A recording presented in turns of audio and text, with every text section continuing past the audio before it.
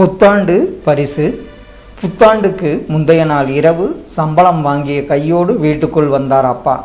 அவரது அன்பு மகள் ஜெனி தூங்காமல் அவருக்காக காத்திருந்தாள். இருவரும் உணவு உண்ட பிறகு தொலைக்காட்சி பார்த்து கொண்டிருந்தனர். அந்நேரம், அப்பா அப்பா இந்த புது வருடத்துக்கு எனக்கு ஏதும் பரிசு இல்லையா என்று கேட்டாள் ஜெனி. கண்டிப்பாக உண்டுடா செல்லம், உனக்கு என்ன வேணும் சொல்லு என்று கேட்டார் அப்பா. அப்பாவின் கைகளை பிடித்தவாறே, எனக்கு புது ஷூ வாங்கித்தாங்கப்பா, அதுவும் பாட்டா ஷூ வேணும் என்றாள் ஜெனி. நாளைக்கு வாங்கி தர்றேன், இப்போ போய் தூங்குமா என்றார் அப்பா. ஜெனி கேட்டபடியே புத்தாண்டு அன்று காலை புது ஷூ வாங்கி கொடுத்தார் அப்பா.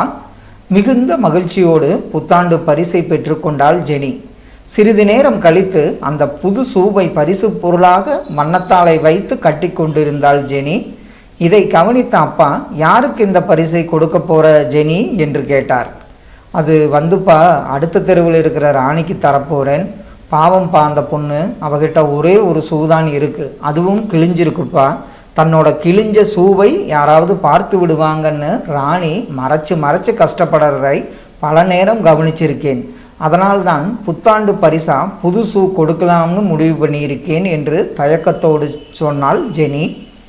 ரொம்ப நல்ல காரியம் ஜெனி, கண்டிப்பாக செய். ஆனால் ஏன் என்கிட்ட பரிசு உனக்குன்னு ஏன் பொய் சொல்லி கேட்ட என்று அப்பா செல்ல கோபத்துடன் கேட்டார். அப்பா, ஒருவேளை நான் சொல்லியிருந்தா நீங்கள் அடுத்த பொண்ணுக்குத்தானே என்று மலிவான விலையில் வாங்கி வரக்கூடும். அதனால்தான் எனக்கு வேணும்னு பொய் சொன்னேன் என்று தைரியமாக சொன்னாள் ஜெனி. என்ன சொல்வதென்று தெரியாமல் திகைத்து போனார் அப்பா. புத்தாண்டுக்காக தயார் செய்திருந்த உணவு பண்டங்களை ஒரு கை பார்த்தபின் தன்னுடைய புத்தாண்டு பரிசை ராணியிடம் கொடுப்பதற்காக கிளம்பி சென்றாள் ஜெனி. ஆனால் போன சில நிமிடங்களிலேயே திரும்பி வந்தாள். இதை கவனித்த அப்பா, என்ன ஜெனி, ராணி வீட்டில் இல்லையா, அதுக்குள்ளே வந்துட்டியே என்றார் அப்பா. நான் ராணிகிட்ட பரிசு கொடுக்கலப்பா, அவங்க வீட்டு கதவு கட்ட வச்சுட்டு ஓடி வந்துட்டேன் என்றாள் ஜெனி.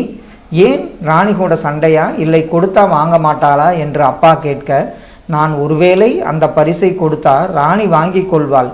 ஆனால் அதுக்கு பிறகு என்னை பார்க்கும் போதெல்லாம் நன்றி உணர்ச்சியோடு பார்ப்பாள். இயல்பா பழக மாட்டா, ஒரு உதவியாளனாகத்தான் என்னை பார்ப்பாள். கடவுள் உண்டியலில் போடும் காசுக்கு விளம்பரம் தேவையா என்றால் பிஞ்சு குரலில் ஜெனி.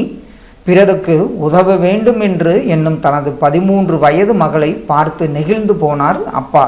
தேங்க்யூ.